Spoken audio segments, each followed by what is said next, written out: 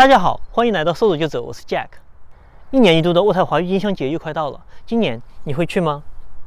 美丽的小城渥太华是加拿大的首都，不知道大家有没有留意到一个有趣的现象，那就是很多新兴国家的首都都是小城市。除了加拿大，还有巴西的巴西利亚、澳大利亚的堪培拉和美国的华盛顿。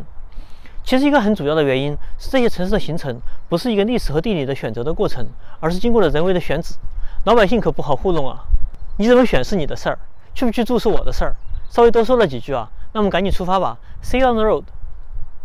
这天天气非常的好，我们从蒙特利尔的南岸出发，这段路程200公里，不算远也不近。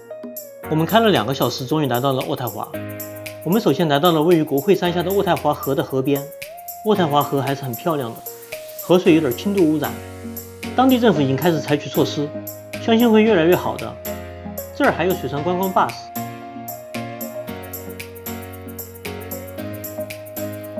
和观光船。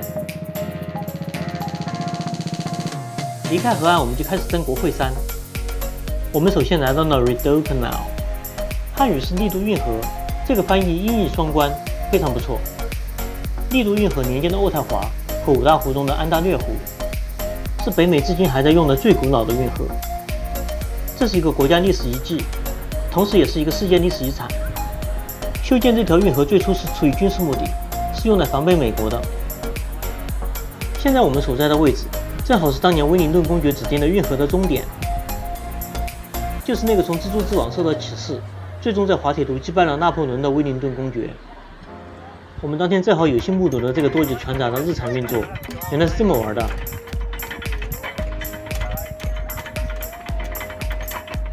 可以想象，当时如果敌人要从这里进攻的话，一定会大伤脑筋啊！从运河上来就是国会山的山顶，这里就是加拿大的政治中心——国会大厦。国会大厦是哥德复兴式风格的建筑，恢宏大气，颇具大国风度。我们来的当天是维多利亚日 （Victoria Day）， 山上还鸣响了礼炮。我们正好赶上了，去的时间合适的话，你们也能赶上啊！礼炮放了几次响，气氛还挺热烈的。国会山可以参观的地方很多，还有伊丽莎白女王骑马的雕像。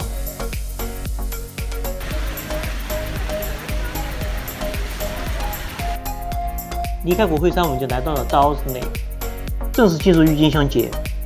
我们从 Commissioner Park 开始，沿着湖的北岸步行向东。路的一边是湖，一边是花圃，花圃里的郁金香都是按照种类和颜色的不同，精心布置和种植的。郁金香英文叫 Tulip， 是荷兰的国花，象征着博爱和重生。在1945年的时候，荷兰王室赠送了加拿大10万支郁金香，以感谢加拿大在2战时期对王室的庇护。荷兰的玛格丽特公主就是在渥太华出生的。据说加拿大当时还特意把产房定义为治外之地，以方便公主保持荷兰国籍。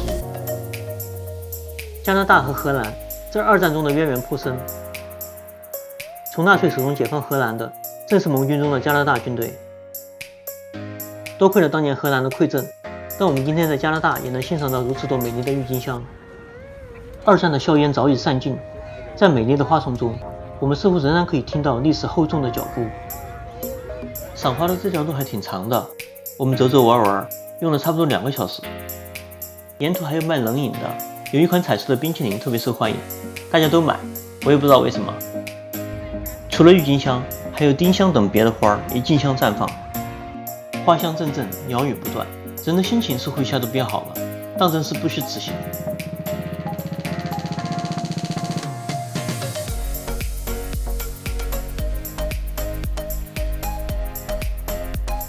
以上就是本期的全部内容，谢谢大家的观看。